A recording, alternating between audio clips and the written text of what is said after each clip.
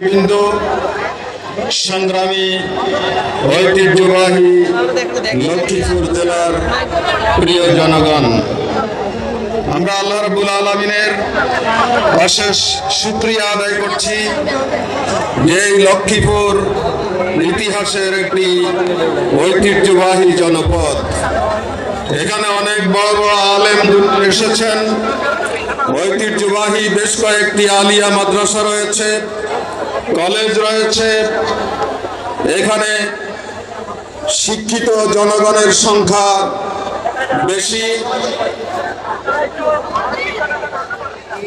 আমাদের এই জনপদে জন্ম নিয়েছিলেন মাওলানা লুৎফুর রহমান মারহুম মাগফুর।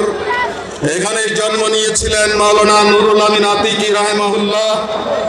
এখানেই এখনো জীবিত আছেন আওলাদ রাসূল সৈয়দ জাবের তাহেরি সাহেব।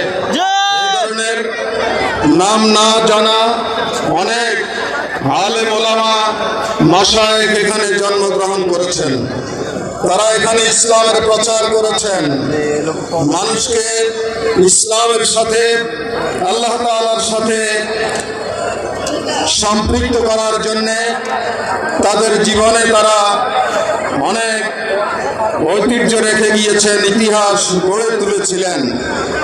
তার পাশাপাশি আমরা দেখতে পাই এই জনপদে আল্লাহর দ্বীনকে প্রতিষ্ঠিত করার জন্য ত্যাগ এবং কুরবানির ক্ষেত্রেও এই জেলার জনগণ পেছনে ছিল না।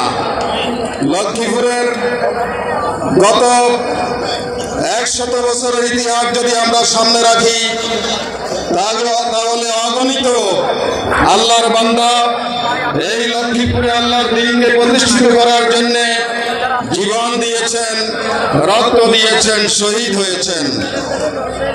আমাদের প্রিয় ভাই লক্ষ্মীপুর জেলার নায়েবে আমির জনাব ডাক্তার ফয়েজ আহমদ, তিনি এখানে স্বৈরাচারী হাসিনা সরকারের পেটুয়া বাহিনীর নির্মম অত্যাচারে শাহাদাত বরণ করেছেন। ইসলামী ছাত্র শিবিরের সাবেক কার্যকরী পরিষদ সদস্য আমাদের প্রিয় ভাই মহসিন এখানে রক্ত দিয়েছেন, জীবন দিয়েছেন। এইভাবে অগণিত শহীদের ময়দান হচ্ছে এই লক্ষ্মীপুরের ময়দান।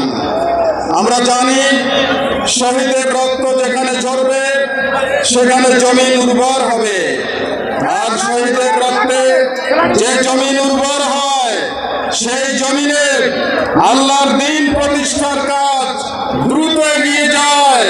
কেউ এই অগ্রযাত্রাকে ঠেকাতে পারে না।